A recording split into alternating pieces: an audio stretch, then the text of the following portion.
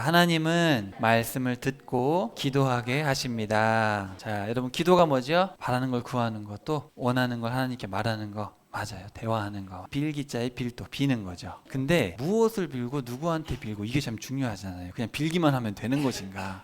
여러분이 흔히 알고 있는 그 기도라는 개념이 있잖아요. 다 기도하시니까. 심지어 안 믿는 사람, 하나님을 안 믿고 우상을 믿는 사람도 뭐 하죠? 얼마나 열심히 하는지 몰라요. 108번 절하면서 기도하고 3000번 기도하고 뭐 쌀 갖다 주고 기도하고 열심히 기도해요. 하나님 안 믿는 사람들도 빌긴 빌죠. 오늘 이제 마지막 하박국 3장에 가면 하박국의 기도가 나오는데 하박국이 무슨 기도를 하는지를 좀 볼 필요가 있어요. 그러면은 이렇게 기도해야 되는 거구나. 그리고 궁극적으로 우리가 예수님께서 말씀하신 기도에 대해서 살펴보고 결론을 내릴 텐데 하박국이 기도를 했는데 기뻐 보여요, 우울해 보여요? 하박국이 벌벌벌 떨면서 했던 기도거든요. 그걸 잘 한번 살펴봐야 되겠죠. 자, 열왕기하 22장 펴봅시다. 자, 이 하박국과 나훔과 스바냐 같은 시대에 사역했던 사람들인데 시대적 상황을 우리가 알고 있어야지 하박국서를 오해하지 않습니다. 21장 끝에 여러분 나훔이라고 쓰셨지요. 그리고 이제 22장, 23장을 살펴보고 하박국서를 볼 거예요. 여기 상황을 보시면은 북이스라엘은 이제 멸망했어요. 그죠? 남유다도 지금 요엘 보내고 이사야 보내고 미가를 보내가지고 예수님 오신다, 베들레헴에서 오신다, 여호와 같은 분이 없다, 듣고 청종해라, 엄청나게 말씀을 하셨잖아요. 하도 못 알아들으니까 이제는 저 니느웨, 너희들을 괴롭히는 니느웨, 최강국 저 니느웨 반드시 망한다. 얘기했잖아요. 그죠? 나훔 위로잖아요. 그죠? 악인의 멸망은 우리에게 위로. 악인은 위로할 자가 없다. 기억나시죠? 그래서 이제 하나님께서 이방이 멸망한다는 얘기도 했는데 못 알아들으니까 이제 마지막으로 경고하고 심판하면 끝이잖아요. 누구를 보내냐면 하박국과 스바냐를 보내는데 그냥 쉽게 설명드리면 하박국의 이름의 뜻은 안따예요. 안따. 또 스바냐는 여호와께서 숨기시는데 잘 들어라. 의인은 내가 반드시 안아준다. 은이 포옹하네요. 의인은 반드시 하나님 안아줘요. 그리고 의인은 반드시 숨긴다는 거예요. 심판 날에 하나님이 품으시고 숨겨요. 이거를 꼭 기억해라. 나중에 이제 스바냐 다음 시간에 볼 텐데 계시록에 똑같이 나옵니다. 똑같이 하나님이 품고 숨기십니다. 그 이야기를 하고 있어요. 도대체 이 시대적 상황이 어떤가? 니느웨가 멸망할 때 요시야가 왕이었어요. 히스기야도 말년에 악했죠. 므낫세 55년 동안 악을 저질렀죠. 아몬 이름의 뜻이 뭐였어요? 아멘. 성실하게 아버지를 따라 죄를 지었던 기억나죠? 2년 만에 죽었어요. 그리고 이제 요시아가 왕이 됐어요. 요시아 시대 때 나훔, 하박국, 스바냐 같이 사역을 했고 예레미야도 나오는데 시간은 정확하진 않아요. 왜냐하면 성경에서 말은 안 하는데 이때쯤 사역을 했을 거예요. 시대적 상황이 아주 안 좋죠. 아슈르 바니팔. 아슈르 바니팔은 아수르 강국의 마지막 왕이에요. 그 밑에 아들들은 거의 나라가 거의 죽었어요. 이 아슈르 바니팔 정도는 꼭 외우시고 성경에 나오니까 성경에는 오스나팔이라고 번역을 해놨어요. 이러니까 세상 역사랑 이 성경 역사가 이게 매칭이 잘 안 돼요. 언어를 번역을 저렇게 해놔가지고. 그래서 최근에 나온 성경들은 세상 역사에 나오는 아슈르 바니팔이라는 이름으로 번역을 해놨어요. 그러니까 여러분 헷갈리지 않죠? 이 왕이 있을 때 무시무시한 거예요. 아수르가 무시무시하는데 그때 나홈이 와가지고 쟤네도 망한다. 그런 얘기를 했고. 근데 이제 하박국이 봤을 때 저렇게 강한 나라들이 우리를 지금 짓밟고 있는데 도대체 하나님은 뭐 하시는가? 이런 질문이 생기겠어요? 안 생기겠어요? 그런 질문이 생기는 거예요. 그래서 하박국이 그런 얘기를 이제 하게 되는 거예요. 그런 어떤 과정을 이해하시면 되고 아슈르 바니팔이 죽고 나서 이제 쇠퇴기로 접어들고 이제 누가 나오냐면은 바로 느부갓네살의 아빠가 나와요. 바로 나보폴라살이라는 느부갓네살의 아빠가 망했던 원래 함무라비 법전을 만들었던 사람 기억나시죠? 그 사람이 아브라함 시대 사람인데 그 사람이 초대 바벨론이고 지금 이거는 두 번째 바벨론, 신 바벨론이에요. 나보폴라살이 원래 아수르의 속국이었다가 이제 반란을 일으켜가지고 일어나게 되는데 그 이야기가 이제 나오게 됩니다. 여러분 상황이 좋아요, 절망적이에요? 절망적이죠. 그래서 요시아 이름의 뜻은 두 가지로 해석할 수 있는데 하나는 여호와의 절망. 하나님도 지금 절망적인 거죠. 왜냐하면 돌아오질 않으니까 아무리 해도. 그리고 또 여호와가 고치신다. 그래서 사실 이 두 가지 뜻을 같이 이해하시면 좋을 것 같아요. 학자들도 잘 몰라요. 답이 뭔지는. 근데 제가 봤을 때는 절망이란 의미랑 또 고침이란 이야기를 같이 가지고 계시면 될 것 같아요. 왜냐하면 요시아가 고치려고 애를 썼는데 고쳐졌어요? 아니, 망했어요. 요시아가 아무리 노력해도 안 돼요. 그래서 절망적이다. 그래서 그렇게 요시야를 딱 떠올렸을 때 이름의 뜻처럼 절망적이고 고치려고 했지만 절망적이었다. 왜냐하면 여기 보세요. 이해만 하고 넘어가. 제가 영상 보여드릴 거예요. 여기 보면 요시야가 개혁을 일으켰어요. 스바냐도 보내고 하박국도 보내고 그랬는데 이제 아들, 넷째 아들, 둘째 아들, 둘째 아들의 아들, 셋째 아들 이렇게 되거든요. 요시야 아들들이. 근데 요 10년, 요시야가 10년에 죽고 90년에 잡혀가기 시작해서 끝나요. 588에 망하거든요. 그러니까 사실은 이제 희망이 없죠. 정말 절망적인 상황이죠. 그래서 사실 요시야 깜빡거리고 다 이제 마지막 이제 끝나게 되고 이제 아수르 망하고 메대 뭐 신바벨론 나오는데 이제 망합니다. 메대도 망하고 바벨론도 망하고 나중에 고레스로 통일되는 페르시아로 통일되는 이런 역사. 이런 역사가 펼쳐지는데 이스라엘의 미래가 밝아요, 어두워요? 정말 침울하죠. 이 침울한 역사 이야기가 바로 다니엘서에 나오는 거예요. 그런 이해를 가지시고 므낫세가 55년 해서 나라를 완전 망가뜨리고 아몬이 2년 동안 더 망가뜨리고 그래서 이제 이 요시야가 왕이 됐는데 제가 요시야 얘기를 잠깐 보고 하박국서 볼게요. 자, 22장 피셨죠?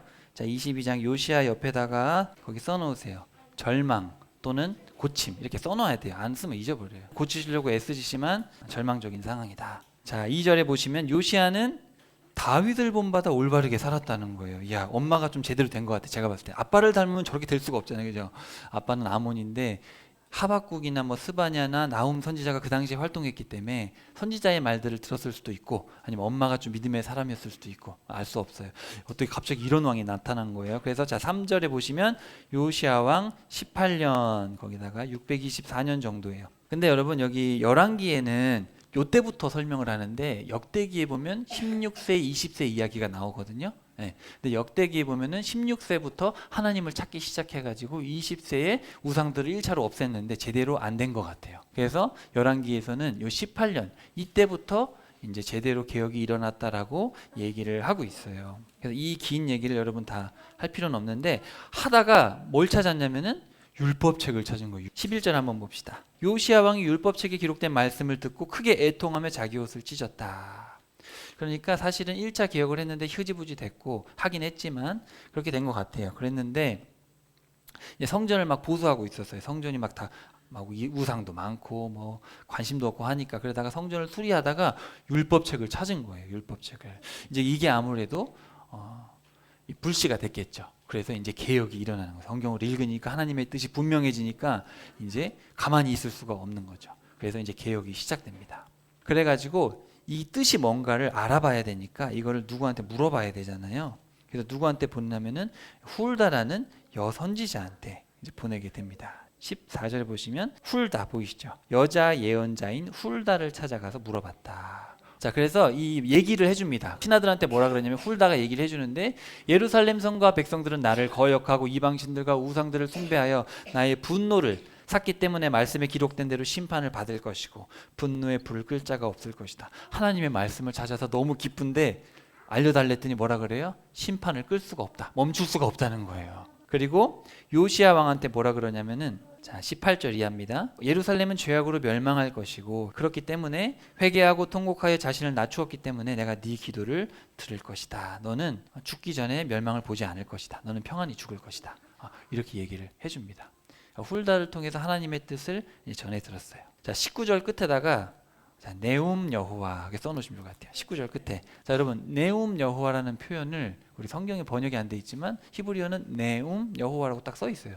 이 네움 여호와라는 말은 반드시 하나님이 이루고 싶은 얘기는 딱 그렇게 쓴단 말이죠. 그러니까 하나님이 이 요시야는 네가 자신을 낮추었기 때문에 멸망을 보지 않을 것이다. 이게 중요한 포인트에서 항상 그 단어를 쓰세요. 자신을 낮추면서 하는 거예요. 율법책을 이제 발견했기 때문에 전 국민을 불러가지고 율법책을 읽어주고 우상을 다 부셔버렸어요. 근데 우상이 얼마나 많은지 집에 가서 한번 읽어보세요. 성전 곳곳에 우상이 어마어마하게 많고 자녀 태워 바치는데도 다 없애버리고 그리고 유월절을 지킨 적이 한 번도 없었어요. 히스기야 때는 지키긴 지켰는데 약간 불완전했는데 이제야 비로소 유월절도 제대로 지키고 무당들 뭐 되게 다 없애버렸어요.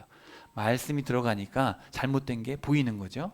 그래서 없애기 시작했어요. 자, 이 요시야의 이야기를 한번 봅시다. 요시야 왕은 우상을 섬기며 여호와 앞에 악을 행하던 조상들의 생활 방식을 폐하였습니다.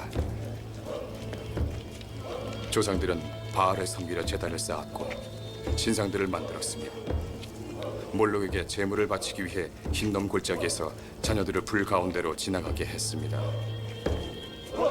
참으로 그들은 이전에 있었던 모든 이방 나라들보다 더 큰 악을 행하였습니다.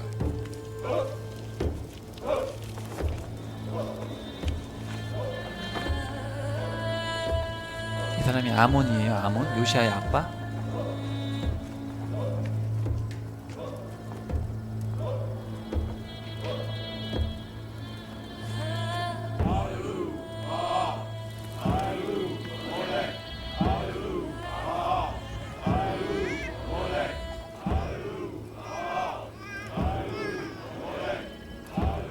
요시야, 네가 나를 노엽게 하는구나.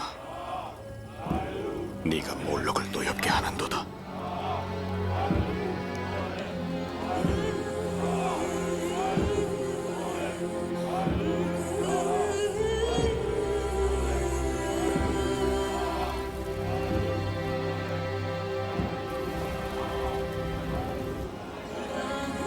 아몬 왕의 신복들은 반역하여 일어났고 궁에서 그를 붙잡아 죽여버렸습니다.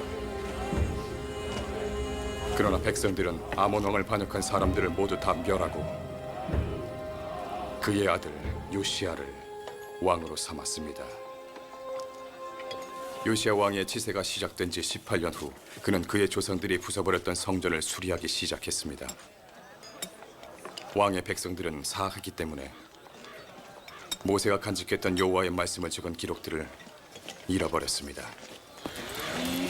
요시야 왕은 이스라엘의 참 하나님을 찾았고 여호와의 성전 마당에 있는 신상들을 포함하여 이스라엘의 모든 거짓 신들을 폐하기 시작했습니다.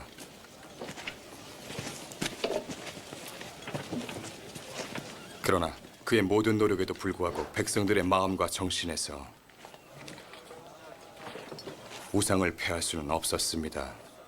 백성들 사이에 널리 퍼져 있던 악은 그만큼 뿌리 깊었습니다. 마음 깊숙한 곳까지 악의 뿌리가 뻗어 있었던 것입니다.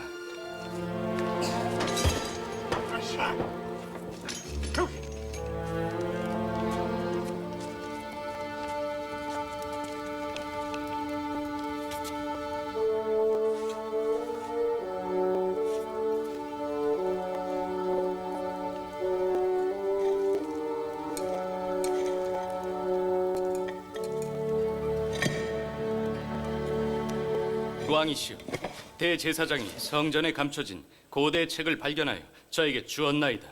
그것은 율법의 책으로 모세가 준 것이니이다.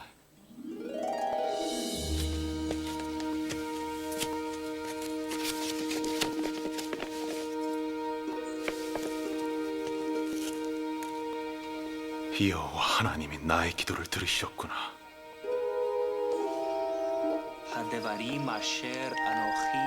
서기관 사반이 왕에게 율법책을 읽어주었습니다. 왕은 마치 처음인 듯 여호와의 말씀을 들었습니다. ובאו עליך כל הקללות האלה ומי השיגוך.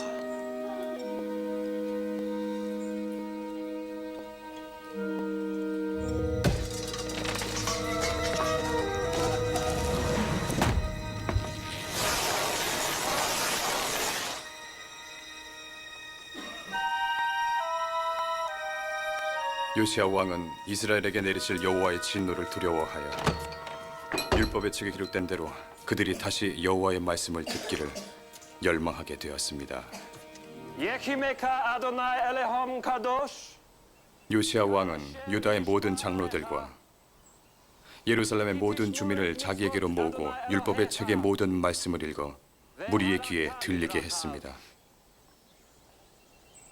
주님이시여, 저는 그리고 저와 함께 서 있게 될 이 많은 당신의 백성들은 오늘 마음을 다하고 뜻을 다하여 당신의 계명과 율례를 지켜 이 책에 기록된 이 언약의 말씀을 이루도록 성약하나이다.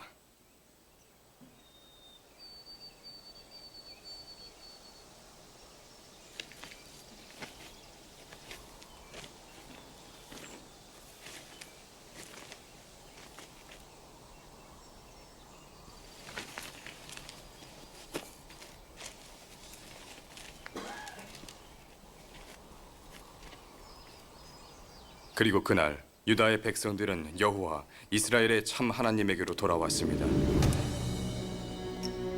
저도 그들과 함께 돌아왔습니다.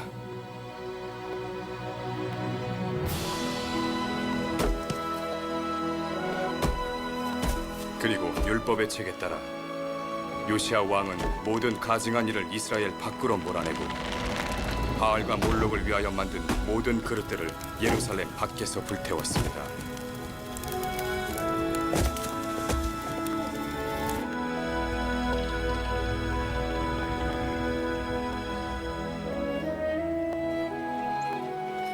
요시야 왕은 대제사장 힐기야가 여호와의 성전에서 발견한 책에 기록된 율법의 말씀을 이루려 이 일들을 하였습니다. 자, 요런 상황인 거예요. 23장 29절에 가시면 근데 요시아가 18년째 이런 일을 했는데 31년째가 됐을 때 죽어요. 아수르가 바벨론에 의해서 망하니까 바벨론이 커지면 안 되잖아요. 누구 입장에서? 이집트 입장에서는 바벨론이 커지면 안 되니까 망해가는 아수르를 도와주려고 올라가거든요. 올라갈 때 이집트 파라오가 그러는 거예요. 지금 아수르 도와주러 간다. 하나님이 가라 그랬다. 막지 마라 그랬는데 요시아가 막다가 죽고. 29절 끝에 보시면 요시아가 이집트 왕 파라오 느고와 싸우려고 하다가 죽게 된다. 어쨌든 하나님이 멸망을 보기 전에 죽는다고 하셨죠. 어쨌든 이렇게 해서 죽게 됐어요. 이 사람이 왜 죽었는가 알 수 없어요. 성경에서 말을 안 하고 있어요. 어쨌든 죽었습니다. 자, 그리고 31절에 보시면은 여호아스 넷째 아들이에요. 넷째 아들인데 악을 행하다가 이제 잡혀가고 36절에 보시면은 둘째 아들이 왕이 됩니다. 이집트 파라오가 여호아스를 그냥 데려가서 죽이고 그다음에 36절에 둘째 아들 여호아스는 넷째 아들 여호야김은 둘째 아들. 자, 그래서 23장 끝에 하박국, 스바냐, 예레미야 그렇게 써놓으시고 이제 하박국서를 한번 살펴볼게요. 그때 활동했던 사람들입니다. 자, 하박국서 한번 펴봅시다. 하박국의 이름 뭐죠? 포옹하다. 자, 써놓으세요. 이 뜻을 알아야 돼요. 포옹하다. 의인을 품으시거든요. 근데 또 포옹한다는 거는 씨름하다는 뜻도 됩니다. 씨름. 그래서 포옹, 씨름 그렇게 써놓으셔도 될 것 같아요. 그래서 하박국이 하나님하고 씨름합니다. 질문하고 대답하고 질문하고 대답하고 이런 식으로. 자, 1장 1절 한번 보시면은 먼저 설명드릴게요. 하나님하고 두 번 대화해요. 묻고 하나님한테 대답 듣고 하나님한테 따지고 대답 듣고 그 다음에 벌벌 떨면서 기도하고 찬양하는 거예요. 그렇게 이제 구조가 되어 있어요. 두 번의 대화와 벌벌 떨면서 기도하는 거. 자, 1장 1절에 보시면은 자, 예언자 하박국이 주께로부터 받은 계시의 말씀이다. 이게 근데 참 번역의 한계입니다. 이게 원문에 보면 어떻게 되어 있냐면은 짐이다. 대언자 하박국이 봤던 이렇게 돼 있어요.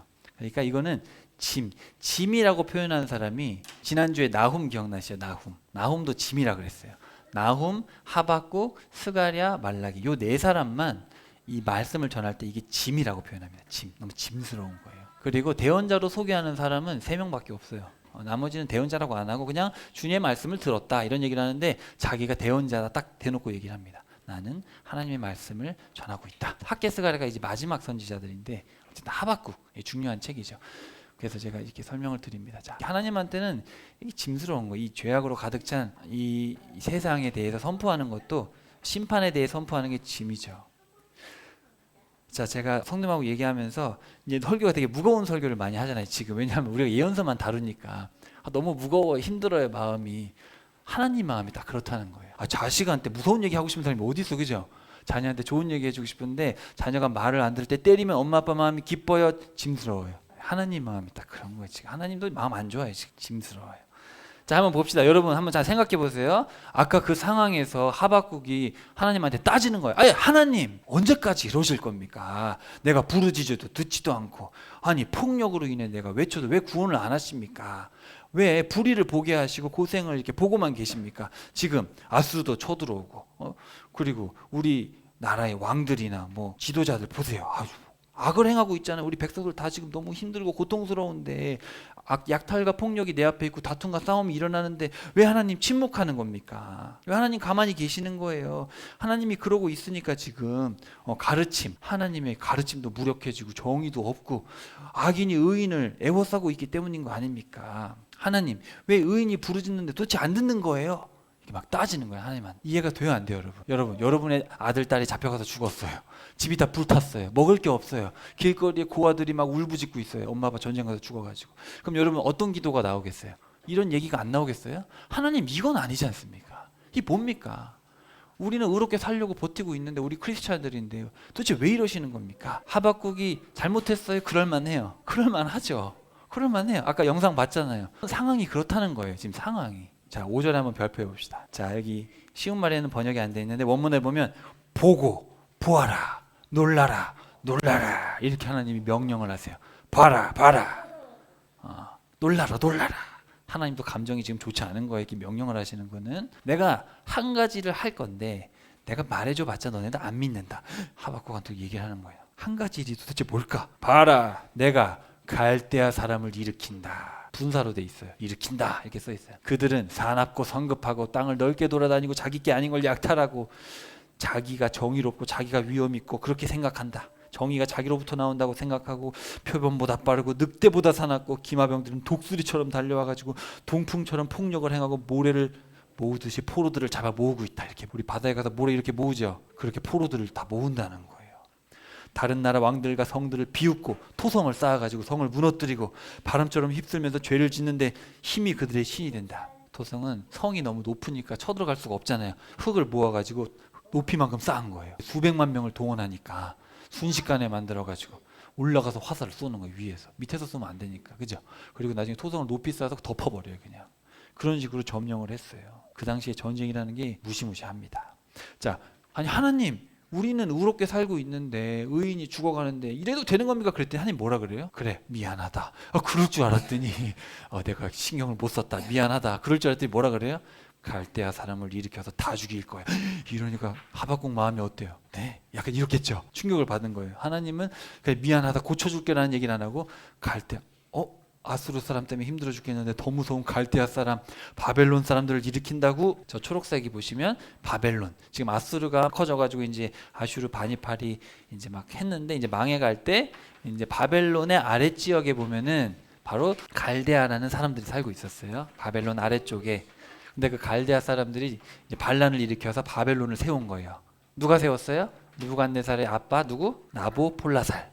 나보폴라살이 갈대아 사람인데 그 사람이 이제 반역을 일으켜가지고 이제 신바벨론을 세워서 점령하기 시작하고 있었어요.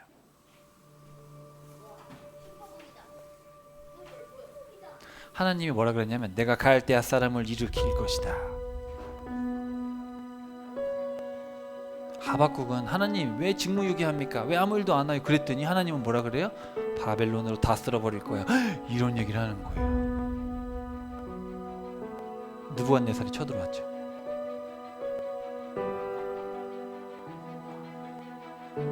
하박국이 바란 건 이게 아니었죠. 하나님 고쳐달라고 지금 얘기한 건데 하나님은 다 쓸어버리겠다.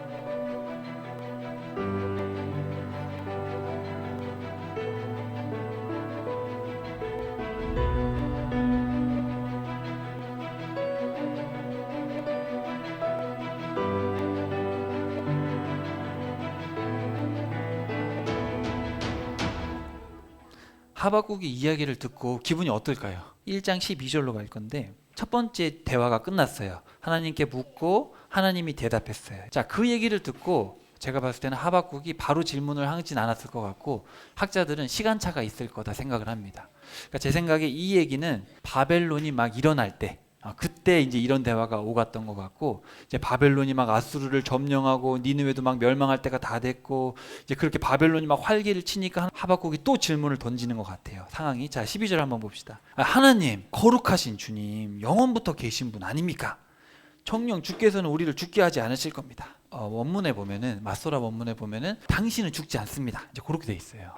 근데 이 왔다 갔다 합니다. 번역이 아무래도 복사하는 과정에서 여러 가지 과정들이 있었기 때문에 그래서 어디에 보면 하나님 당신은 죽지 않습니다. 여호와 하나님 심판하기 위해서 바벨론을 세우셨나요? 반석이신 하나님 꾸짖기 위해 그를 세우셨지요. 하나님은 눈이 정결하셔서 악을 보지 않는 분이고 고통을 보고만 계실 수 없는 분입니다. 그렇게 얘기를 하죠. 하나님은 반석이시고 영원부터 계시고 하나님은 여호와 나의 하나님이십니다. 하나님은 악을 지켜보실 수 없는 분 아닙니까? 그런데 어찌하여 거짓된 자들을 방관하시며 악인이 자기보다 의로운 자들을 삼키는데 침묵하십니까? 자, 첫 번째 질문이 뭐였죠? 왜 의인을 챙겨주시지 않습니까? 두 번째는 근데 악이 막 활보하고 있으니까 하나님 악인들이 이렇게 활보해도 되는 겁니까? 하나님 가만히 계시면 되는 겁니까? 하나님은 사람을 바다의 물고기처럼 그렇게 만드셨습니다. 근데 바벨론이 쳐들어와 가지고 물고기를 모으듯이 저렇게 그물로 물고기를 모으듯이 악을 행하고 있고 무자비하게 저렇게 다 죽이고 있는데 하나님 이건 아니지 않습니까? 악인들이 활보하는 거를 왜 가만두십니까? 그래가지고 하박국이 이렇게 따지고 나서 높은 곳에 올라간 거예요.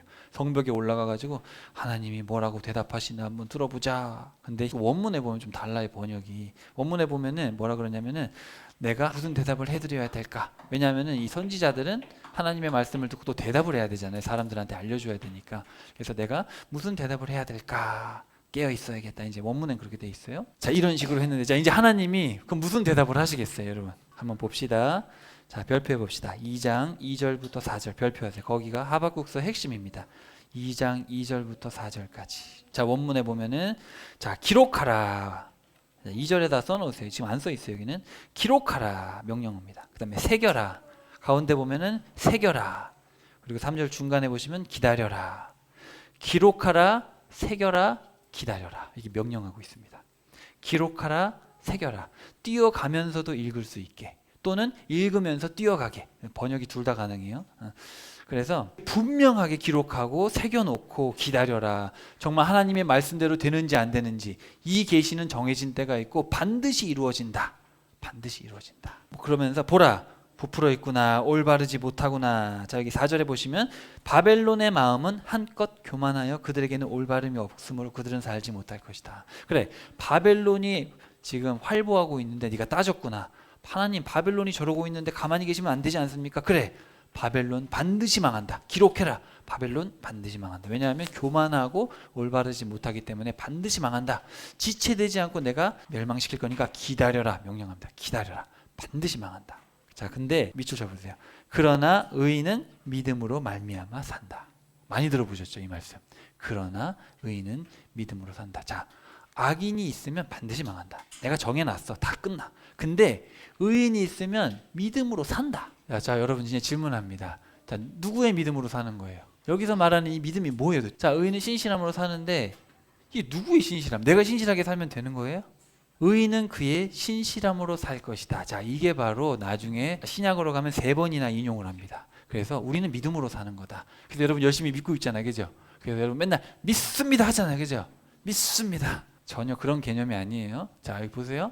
자, 믿음이란 말, 여기 에무나라는 히브리어 단어인데 너무너무 중요합니다. 이거는 무조건 외워야 돼요. 그냥 무조건 외워야 돼요. 이런 단어가 있어요.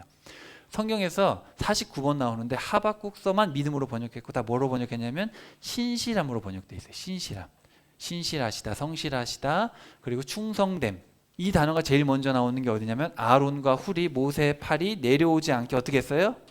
잡았어요. 내려오지 않는 게 에무나예요. 그러니까 변하지 않는 게 믿음이에요. 변하지 않는 거. 신실한 거. 이게 믿음이에요. 그리고 이 단어가 자, 히브리어는 어디서 온다 그랬죠, 제가? 명사가 어디서 와요? 동사가 오는 거. 이 사람 행동하는 사람들이니까 동사. 아만에서 와요. 아만. 아멘 여기거든요. 아만. 확실하게 하다, 지지하다, 충성하다, 충실하다, 신실하다. 이런 단어인데 이게 나중에 신약으로 오면 피스티오라는 단어인데 자, 여러분 역격이 뭐죠? 역격. 무엇을 누구누구에게 준다. 들어보셨죠? 간접 목적어, 직접 목적어 들어보셨죠? 옛날 영어 공부할 때. 근데 우리가 영어로 할 때 believe Jesus라 그래요? believe in Jesus라 그래요? 인이 붙어요. 왜냐하면 예수님은 믿음의 대상이 아니에요. 여기서 말하는 아만과 이 피스티오 이 단어들은 직접 목적어를 받는 단어들이 아니에요. 그러니까 우리가 예수님을 믿습니다가 아니에요. 뭐냐면 예수님으로부터, 예수님에게, 예수님 위에 뭔가 전치사가 뒤에 붙어요. 이 단어가 특별한 단어예요. 그래서 문법적으로 역격이 지배하는 동사, 아주 특별. 우리나라 말엔 이런 말이 없어요. 그래서 여러분이 항상 믿음을 생각할 때 대상을 믿는 게 아니에요. 우리 기독교 신앙은 대상을 믿는 게 아니에요. 아브라함이 여호와를 믿었다. 이게 이제 처음 나오는 단어거든요. 아만이. 그래서 여러분 아브라함이 믿습니다. 안 그랬어요. 그게 아니고 아브라함이 여호와에게 신실했어요. 신실했기 때문에 여호와께서 이를 그의 의로 여기셨다. 자, 의라는 개념도 좀 뭐 믿음, 의, 기독교 뭐 교리 같은 개념인데 제가 여러분이 쉽게 설명드리면 아브라함은 여호와께 신실했기 때문에 하나님은 얘가 내 마음을 알아주는구나. 내 마음에 공감을 하니까 나한테 신실하구나. 그렇죠? 여러분 우리가 결혼 생활할 때 배우자의 마음을 알아야 관계가 신실해지잖아요. 배우자의 마음이 공감이 안 되면 다 거짓이잖아요. 알았어. 체다카라는 단어가 궁극적으로 긍휼인데 공감이라고 그랬어요. 네가 내 마음을 알아주는구나 아브라함아. 그거예요. 그러니까 신실할 수 있는 거죠. 이해되셨죠? 믿습니다의 개념이 아니에요. 근데 이제 이 개념이 나중에 BC 300년쯤에 파라오가 명령을 했어요. 그래, 그 이스라엘 사람들이 믿는 그 구약 성경이라는 게 있는데 지금 헬라어를 쓰고 있으니까 헬라어로 번역해. 그래가지고 이 알렉산드리아에 어마어마하게 큰 도서관이 있었어요. 그 당시 최대 도서관이. 그때 70명을 시켜가지고 72명인데 어쨌든 70명이래요. 그래서 70인역이라는 성경을 번역했어요. 구약을 헬라어로. 그 당시 최고의 유대 학자들을 모아가지고 번역을 했어요. 그때 번역을 어떻게 했냐면 의인은 뭐뭐 때문에 신실함 나의 살 것. 이거 지금 누가 하는 얘기예요? 지금 2장 4절의 말씀 누가 하는 거예요? 하박국이 얘기하는 거예요? 하나님이 얘기하는 거예요? 하나님이 하는 거예요. 하나님이 하박국한테 그래 내가 다 멸망시킬게. 그렇지만 의인은 나의 신실함으로 산다. 자 그러면 의인은 열심히 내가 신실하게 살아서 구원받는 거예요? 하나님이 신실하시기 때문에 의인을 포기하지 않으시는 거예요. 자 디모데 후서에 가면 바울의 유언이죠. 바울이 뭐라 그러냐면 우리는 신실하지 못하다. 우리는 신실하지 못해요. 우리는 구원받을 만한 신실함이 없어요. 여러분이 백날 노력해도 하나님의 신실함에 당하지 못합니다. 그렇지만 그분은 언제나 뭐예요? 신실하시다.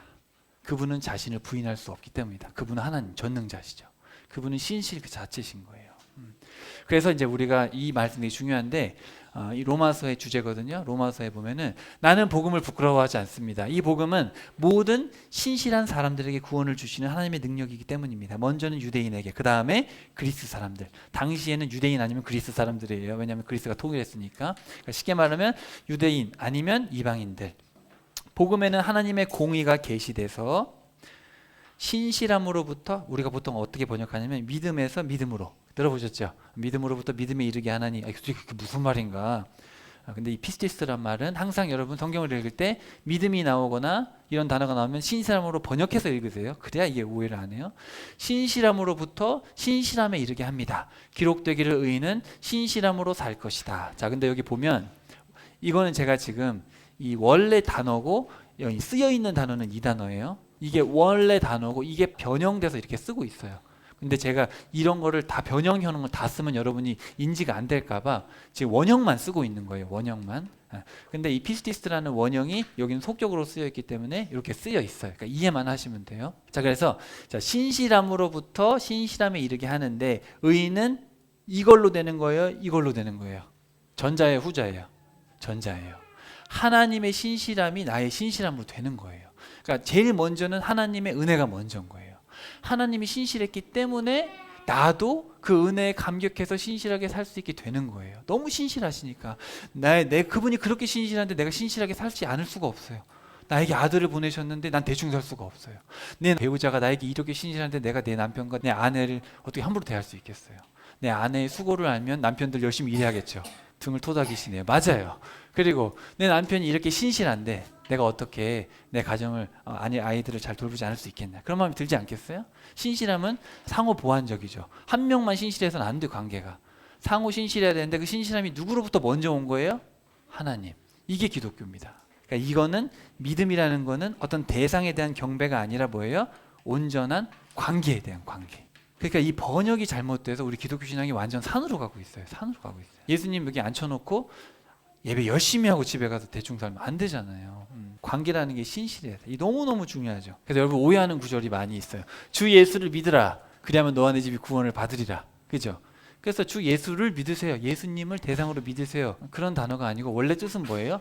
예수님 위에 신실하십시오. 그러니까 예수님이 가신 그 길을 따라가십시오. 그런 얘기예요. 에피라는 단어가 써 있는데 전치사가 써 있어요. 예수님 위에 신실하십시오. 그리고 갈라디아서의 말씀이 되게 중요한데 사람이 가르침의 행위로 의롭게 되지 아니하고, 자 율법이라는 단어는 율법이라고 번역을 했는데 그 번역도 온전치 않아요. 율법이란 말은 가르침이에요. 엄마 아빠가 자 일로 모여라. 내가 이제 법을 내리겠다. 1, 2, 3, 4 안 지키면 죽어. 안 그러잖아요. 엄마 아빠가 뭐라 그래요? 모여라. 엄마 아빠의 귀한 말이 너희들 사랑해서 하는 말이니까 잘 들어. 가르침이에요. 가르침. 여러분 가르침으로 이해해야 돼요. 이거를 율법이나 믿음이나 이런 식으로 자꾸 용어들을 받아들이면 기독교 신앙이 어떻게 돼요? 지키고 안 지키고 따지고 뭐 이런 식으로 간단 말이죠. 그게 아니라 엄마 아빠와 자녀들의 관계 같은 이 사랑의 관계에 대해서 지금 기독교 얘기하고 있는 거예요. 예수 그리스도의 신실함으로 되는 줄 알므로 우리도 예수 그리스도에게 신실했다. 그것은 우리가 가르침의 행위가 아니라 그리스도의 신실함으로 의롭게 되고자 함이라. 킹 제임스 성경만 그리스도의 신실함으로 번역되어 있는데 다 우리가 읽는 다 성경은 다 어떻게 되어 있냐면 예수 그리스도를 믿음으로 이렇게 돼 있어요. 번역이. 근데 사실은 그리스도 믿음이 다 명사이기 때문에 둘 다 가능하긴 합니다. 그러니까 그리스도를 믿는 믿음, 그리스도의 믿음. 근데 그리스도의 믿음이라고 하는 게 좀 그러니까 그리스도의 신실함. 그래서 여러분 이걸 학자들이 지금 수백 년 동안 싸우고 있어요. 그리스도의 믿음이냐 우리의 믿음이냐 따질 거 없습니다. 그냥 하나님의 신실함 때문에 우리도 신실해지는 거예요. 근데 우선순위는 누구의 신실함이 우선이에요? 하나님께서 신실하셨기 때문에 그렇게 이해하시면 돼요. 그러니까 여러분 하나님의 신실함으로 구원을 받으니까 난 아무것도 안 하면 되겠다. 그게 아니에요. 그렇게 될 수 없어요. 하나님의 신실하심을 깨달은 사람은 어떻게 되겠어요? 자기도 부단히 신실하게 살게 되는 거예요. 오해하지 않으시면 돼요. 자, 그래서 예수님은 경배의 대상이 아닙니다, 여러분. 이게 이제 종교예요, 종교. 아니고 저거예요. 예수님이 가신 그 길을 따라가야 돼요. 그래서 예수님 뭐라 그랬어요? 누구든지 나를 따르고자 하면 자신을 부인하고 십자가를 지고 나를 따라야 합니다. 자기 목숨을 구하려는 사람은 목숨을 잃을 것이고 나와 복음을 위해서 자기 목숨을 버리는 사람은 목숨을 구할 것입니다. 그죠? 이게 신실한 거죠. 너무너무 중요합니다. 아니 만약에 이게 진짜였으면 예수님이 이런 말 할 필요가 없어요. 내가 신이라는 걸 믿어. 그럼 돼. 그럼 천국 가. 끝. 그죠? 그럼 되잖아요. 예수님 그렇게 얘기 안 하셨어요. 내가 가는 길을 따라와라. 따라오라 그랬어요, 여러분. 여러분이 교회에 지금 예배 출석하는 거랑 구원이랑은 전혀 관계가 없어요. 전혀 관계가 없어요. 여기서 말씀을 배웠으면 일주일 동안 24시간 6번이잖아요. 24시간 6번 동안 신실하게 살아야 돼요. 예수님 십자가 붙들고 나도 십자가 붙들고 같이 가야 돼요. 십자가는 예수님이 지셨으니까 제 십자가를 덜어주셨네. 할렐루야. 그 망하는 종교입니다. 자, 한번 봅시다. 이제 제가 중요한 얘기는 다 했어요. 자, 그래서 이제 하나님이 이제 그 얘기를 하시고 이제 5절부터 20절까지 쭉 보시면은 바벨론은 반드시 망한다 얘기를 5번에 걸쳐서 합니다. 화로다, 화로다. 원문에 보면 화로다, 화로다, 화로다, 화로다, 화로다. 바벨론이 왜 망하냐면 자기 소유가 아닌 것을 노력하고 재앙을 피하려고 부당한 이득을 취하고 피와 불의로 성읍을 건설하고 술 먹이고 농락하고 우상 숭배하고 그래서 바벨론은 반드시 망한다. 악인은 반드시 망한다. 그러면서 여러분 잘 아시는 노래의 가사인데 14절에 보시면 물이 바다를 덮음 같이 주의 영광을 아는 지식이 온 세상에 가득 덮을 날이 올 것이다. 여러분 바벨론이 멸망할 때 바벨론이 멸망할 거라고 아무도 생각을 안 했어요. 왜냐하면 바벨론은 난공불락입니다. 바벨론이 이중성벽에다가 다 수로를 만들어놨고 20년치 식량을 대비하고 있는 절대 무너질 수 없어요. 근데 바벨론이 멸망할 때 하나님 말씀대로 됐구나 그러면서 그 당시 주변의 모든 사람들이 여호와를 아는 지식이 다 생긴 거죠. 그 얘기를 하고 있는 거예요. 또 궁극적으로는 이제 미래에 예수님 다시 오시면 다 알겠죠. 다 알게 되겠죠. 아, 예수님이 진짜였구나. 다 알게 되겠죠. 자, 이제 하박국의 입장을 생각해 봅시다. 하박국 지금 기분이 어떨까요? 하나님한테 2번 따졌어요. 하나님, 우인을 돌보시지 않는 거 직무유기 아니에요? 하나님, 악인들 왜 방관하고 계세요? 할 일을 하셔야죠. 근데 하나님의 얘기를 들어보니까 어때요? 그래서 하박국이 이제 기도를 합니다. 원문에 보면은 기도라고 되어 있어요. 기도. 이 테필라라는 히브리어 단어가 써 있는데 기도입니다. 기도. 헬라어도 있죠. 자, 근데 이 기도라는 단어가 문법적으로 제가 설명을 다 못 드릴 것 같아요. 시간이 없어서. 근데 이 테필라나 프로슈케나 이 단어가 뭘 뜻하냐면은 하나님의 뜻이 이루어지는 걸 바라는 걸 기도라고 합니다. 기도. 이 제기예요. 제기가 뭔지 알죠? 제기. myself, myself 돌아오는 거예요. 기도는 나 자신을 돌아보는 거예요. 나 자신을 돌아보면서 하나님 뜻대로 제가 살고 있나요? 그게 기도예요. 그거. 하나님을 향해서 나를 향해서 하나님의 모습을 보고 나를 보고 있어야 돼요. 제가 이거에 대해서 지금 좀 더 설명드릴 거예요. 그러면서 하나님이 이제 뭐라 그러시냐면 3장 2절에 별표합시다. 3장 2절. 하나님, 여호와 하나님, 나는 하나님에 대해서 소문을 듣고 놀랐습니다. 여호와 하나님, 주님의 일을 우리 시대에 살려주세요. 여러분 개역개정에 뭐라고 되어 있냐면 수년 내에 부흥하게 하옵소서. 이게 성경의 처음이자 마지막으로 나오는 부흥이라는 단어입니다. 이 하야를 부흥이라고 번역했어요. 완전 오역입니다. 자, 여러분이 생각하는 부흥이 뭐예요? 잘 되는 거, 하나님께 돌아가는 거. 여러분들은 믿음이 좋아서 설교를 들으실 필요가 없어요. 보통 우리가 부흥하면 뭐예요? 교회 성장이죠. 교회가 커지고 내 삶이 잘 되고. 여긴 전혀 그런 의미가 없어요. 여기서 말하는 건 뭐냐면 이 하야라는 단어는 죽은 걸 살리는 거예요. 근데 뭘 살리라고 하고 있어요 지금? 하나님의 일이 하박국서 1장 5절에 뭐였어요? 내가 갈대아인을 일으키겠다. 한 가지 일을 내가 말려줄 텐데 내가 갈대아인을 일으킬까? 믿지 못하겠지. 그렇지만 내가 한 가지 일, 그게 주님의 일이에요. 그러니까 이제 하박국의 기도가 바뀌었어요. 부들부들 떨면 네, 갈대아인을 일으킨다고요? 멸망한다고? 우리도 멸망한다고요? 하나님 갈대아인을 쳐서 다 멸망시킬 거. 우리나라가 지금 망한다고요? 갈대아인 때문에 바벨론에 의해서 망한다고요? 하나님 그렇게 하세요. 그게 맞아요. 하나님의 일은 반드시 이루어집니다. 하나님 하고 싶은 대로 하세요. 그렇게 기도한 거예요. 그렇게. 테필라라는 뜻이 그런 뜻이에요. 하나님이 하고자 하시는 일을 하세요. 우리 시대에 알려주세요. 진노 중이라도 사랑을 기억해 주세요. 그리고 이제 뒤에 가시면은 내가 그 얘기를 하나님의 말씀을 듣고 창자가 흔들리고, 여러분 창자 한번 집어보세요. 창자 어디 있어요? 창자. 입술이 바들바들 떨려요. 뼛속이 썩고 내가 있는 자리에서 부들부들 떨고 있어요. 하박국이 하나님한테 따졌더니 하나님이 너무 무섭게 얘기하시니까 부들부들 떨고 있어요. 부들부들 떨면서 하나님 바벨론이 우리 쳐들어와서 다 죽인다고요? 알겠어요. 하나님 뜻대로 하세요. 하나님 어차피 뜻대로 될 거니까. 이제 그렇게 얘기를 하고 있는 거예요. 하박국이 사역할 때 누가 사역을 했냐면, 자, 예레미야가 사역하고 있었는데 예레미야 5장 1절에 이런 말씀이 있어요. 이리저리 돌아다녀라, 보아라, 알아라, 찾아라. 만일 정의를 행하고 신실함, 기억나시죠? 신실함을 찾는 사람 한 사람만 있으면 예루살렘 용서한다. 무시무시하죠. 진짜 무시무시합니다. 정의를 행하고 신실함을 찾는 사람이 한 명도 없어요. 유다가 망하는 게 하나님 탓이에요? 갈대아 사람을 데려오는 게 하나님 탓이에요? 유다 탓이에요? 남유다 탓이에요. 남유다에 신실한 사람이 한 명도 없기 때문에 하나님 입장에서는 쓸어버릴 수밖에 없어요. 하나님은 한 명이 남을 때까지도 신실하신 거예요. 단 한 명이 남을 때까지도 신실하셨는데 한 명이 없기 때문에 내가 용서할 수 없다. 하박국이 이걸 깨닫고 나서 부들부들 떠는 거죠. 야, 이거 나도 죽는 거 아니야? 이러다가 나도 바벨론의 칼에 죽는 거 아니야? 부들부들 떨면서 기도를 하게 되는 거예요. 여러분 예수님 지금 오시면 천국 갈 자신 있으세요? 자, 손 들어보세요. 여러분 예수님 내일 오실지 언제 오실지 모르잖아요. 신앙 장난 아닙니다. 제대로 믿어야 돼요. 하박국은 이 말씀을 듣고 부들부들 떨면서 기도했어요. 그러면서 이제 뭐라 그러냐면, 하나님 무화과 나무가 싹트지 않고 포도나무에 열매가 없고 올리브 농사가 없고, 여기 봐봐요. 이스라엘의 주요 작물들인데 작은 것부터 큰 걸로 들어가요. 작은 것부터 얘기해요. 무화과 나무, 포도나무 열매, 올리브 농사, 그 다음에 양소, 그런 게 없어요. 그렇지만 나는 여호와를 생각하면서 즐거워하겠습니다. 나의 구원의 하나님을 생각하며 기뻐하겠습니다. 여호와 주님은 나의 힘이십니다. 나를 두 발을 사슴처럼 만들어서 사슴이 높은 곳을 뛰어다니는데 나를 그렇게 만들어 주실 겁니다. 주님 믿습니다. 그렇게 고백을 하게 되는 거예요. 여기 나이 드신 분들, 교회 오래 다니신 분들 알 거예요. 무화과 나무 잎 기타 치면서 열심히 찬양했잖아요. 막 행복하게 찬양했죠. 여호와로만은 기뻐하리라. 그런 분위기 아닌 거 아시겠죠?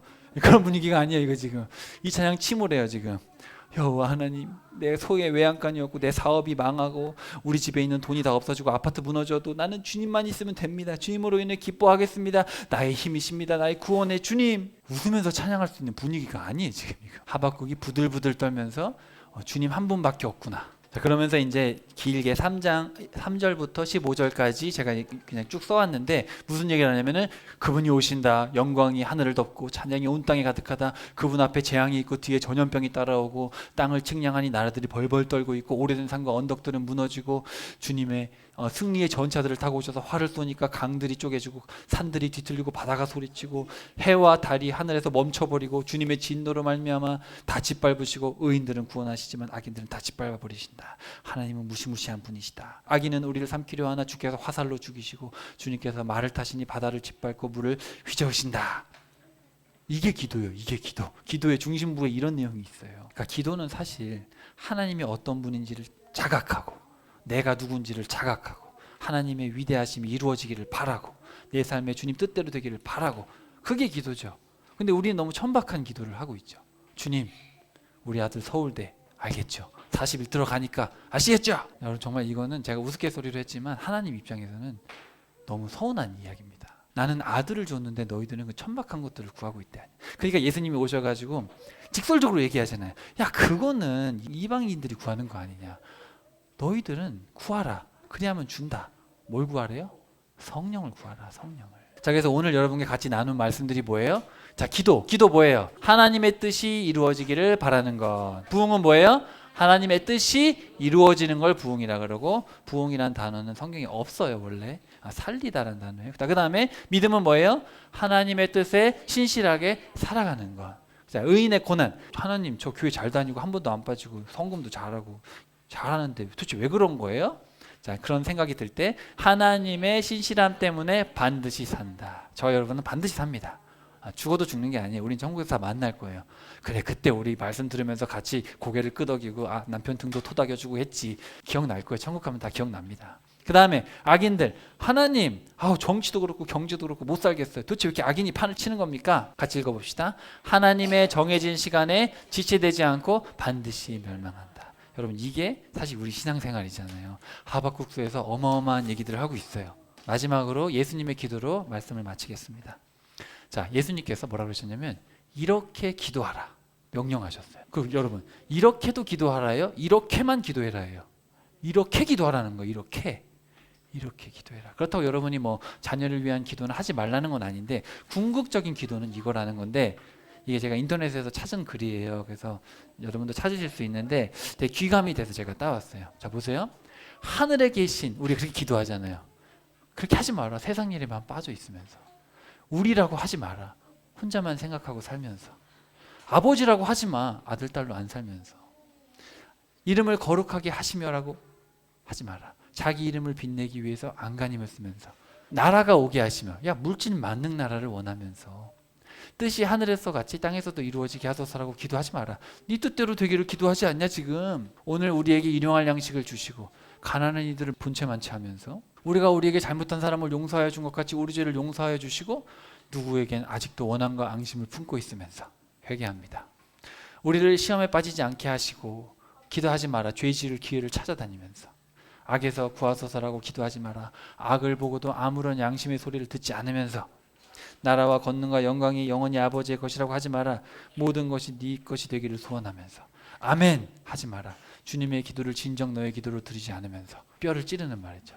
저도 인터넷에 있던 글이지만 주기도문을 주일마다 하잖아요. 밥 먹을 때도 하고 하는데 내가 정말 그렇게 살았나 너무 회개하게 됐고, 예수님께서 기도 이렇게 하라고 하셨는데 정말 우리 이렇게 기도하고 있는가. 이 하나하나 한자의 이 의미가 이렇게 보니까 작지 않죠. 우리가 아무 생각 없이 하늘에 계신 우리 아버지, 아버지의 이름 이렇게 하는데 이런 어마어마한 사실 의미들이 있어요. 거꾸로 생각해 보니까 우리 하박국서의 말씀을 통해서 우리를 포옹하고 우리를 품고 싶으신 하나님. 근데 우리는 어떻게 보면 자꾸 도망가는 것 같아요. 그 품을. 내 생각 때문에 하나님은 품고 싶으신데 자꾸 나가는 것 같아요.